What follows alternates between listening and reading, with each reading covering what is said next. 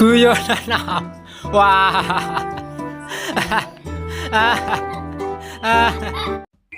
Setelah sukses besar menjual hujan dalam kantong, Abu Nawas kembali jadi bahan pembicaraan di seluruh Baghdad.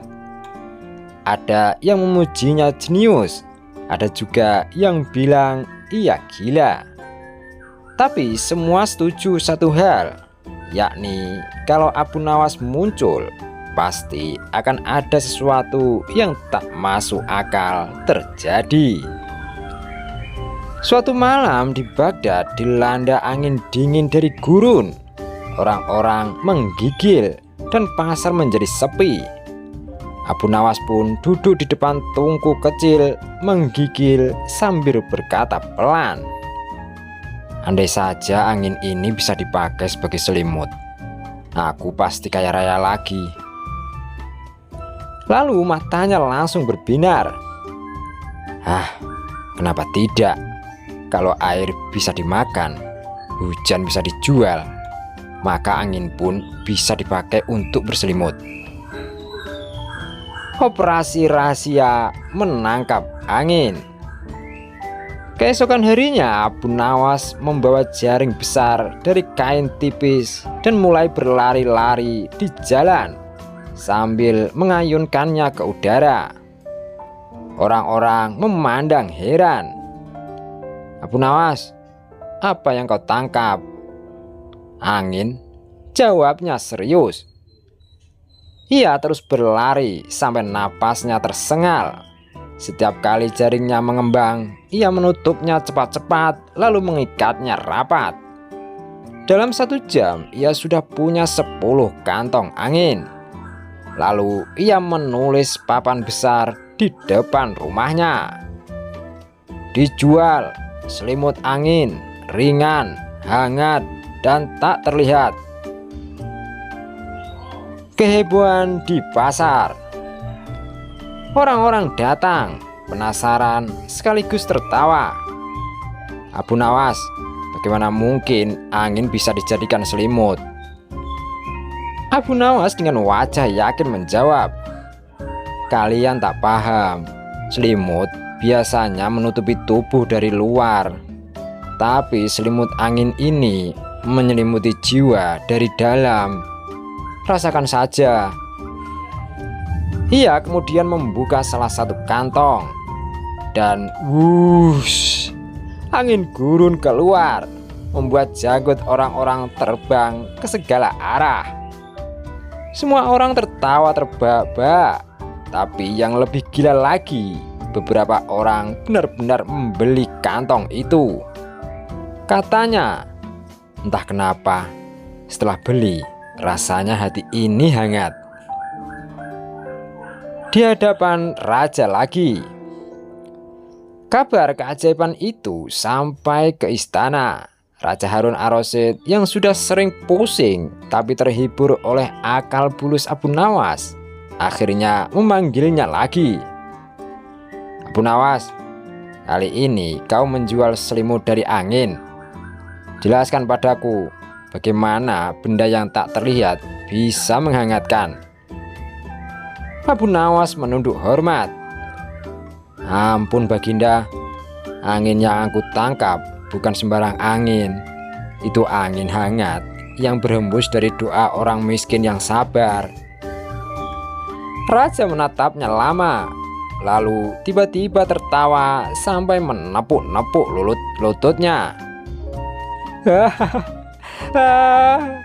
"Abu Nawas, kalau otakmu dijual, pasti pasar Baghdad langsung tutup karena semua orang kehabisan akal."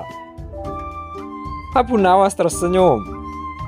"Benar Baginda, tapi untungnya aku belum niat untuk menjual akal. Karena itulah satu-satunya barang yang tidak akan laku kalau dibeli oleh orang bodoh." Seluruh istana pun kembali meledak tertawa. Akhir yang menggelitik. Raja memberi Abu Nawas hadiah sekarung emas lagi, lalu berpesan, "Gunakan akalmu dengan bijak, wahai Abu Nawas. Tapi jangan terlalu sering membuatku tertawa sampai lupa urusan kerajaan. Abu Nawas menjawab dengan menunduk sopan. Baik Baginda, tapi hati-hati juga Baginda. Kalau tertawa terus, nanti wajah Baginda bisa keriput sebelum waktunya. Raja makin terbahak, dan begitu Abu Nawas keluar dari istana, angin Baghdad bertiup lembut seolah ikut menertawakan kelicikan pria paling cerdik sekaligus paling gila di seluruh negeri. Tamat. Jangan lupa ya guys, untuk like, share, dan subscribe. Terima kasih.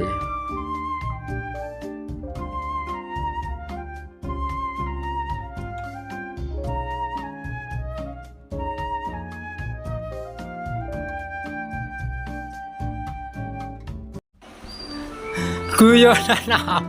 Wah.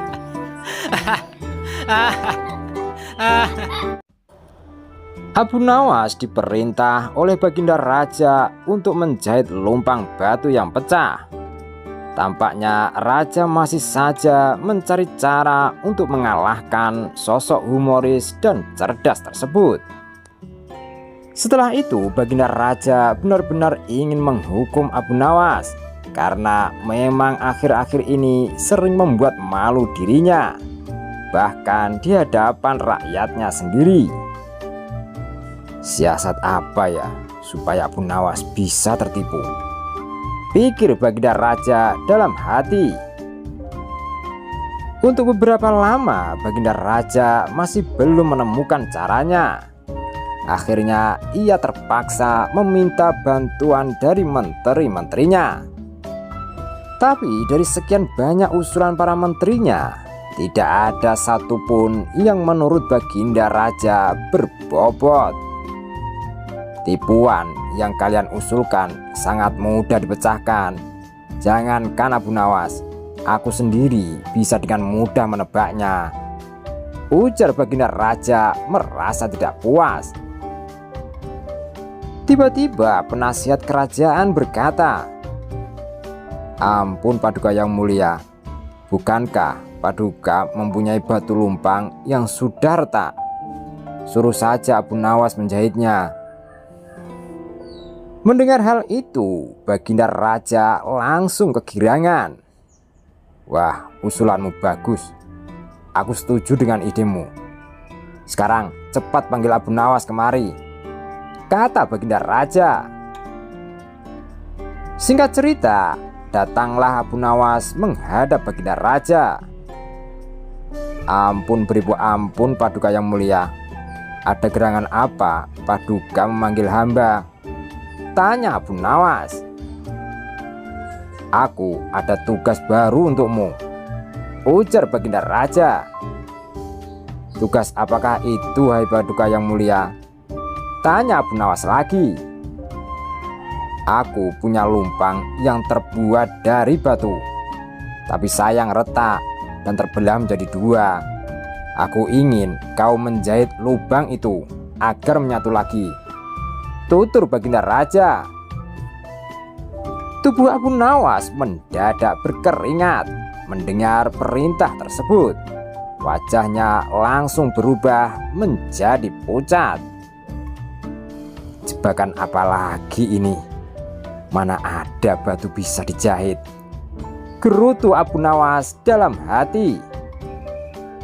Abu Nawas, kenapa kau malah bengong? Aku kasih waktu sehari.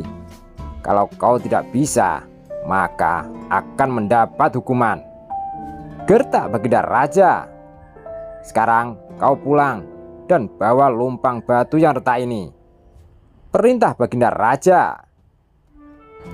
Setelah itu Abu Nawas pamit kembali pulang. Setibanya di rumah, dia langsung pergi mengumpulkan batu-batu kecil yang serupa dengan lumpang batu tersebut. Keesokan harinya Abu Nawas pergi menuju istana dengan membawa batu-batu kecil dan lumpang batu milik Baginda Raja. Setelah sampai di istana, Baginda Raja langsung bertanya kepada Abu Nawas. Hei Abu Nawas, apakah lumpang batunya sudah dijahit? Tanya Baginda Raja. Ampun Paduka yang mulia, hamba sudah mengumpulkan batu-batu kecil yang sama persis jenisnya dengan lumpang batu milik Paduka. Dan hamba minta tolong kepada Paduka untuk memilihkan serat dari batu-batu kecil yang hamba kumpulkan. Setelah itu hamba akan jahit batu lumpang milik Paduka, jawab Abu Nawas. Apa-apaan kau ini? Siapa juga yang dapat membuat batu sekecil itu menjadi benang? Tanya Baginda Raja. Ampun beribu ampun Paduka yang mulia, tapi lumpang batu mirip Paduka tidak bisa dijahit bila memakai benang biasa. Lumpang batu itu harus dijahit dengan benang yang terbuat dari batu, ujar Abu Nawas. Mendengar penjelasan Abu Nawas, Baginda Raja akhirnya tidak bisa berbuat apa-apa. Kau memang cerdik Abu Nawas, ungkap Baginda Raja dalam hati. Dengan terpaksa Baginda Raja kembali membebaskan Abu Nawas. Sosok humoris itu pun akhirnya lolos dari hukuman, meskipun tidak bisa menyelesaikan tugas mustahil yang diberikan Baginda Raja. Tamat. Jangan lupa ya guys untuk like, share, dan subscribe. Terima kasih.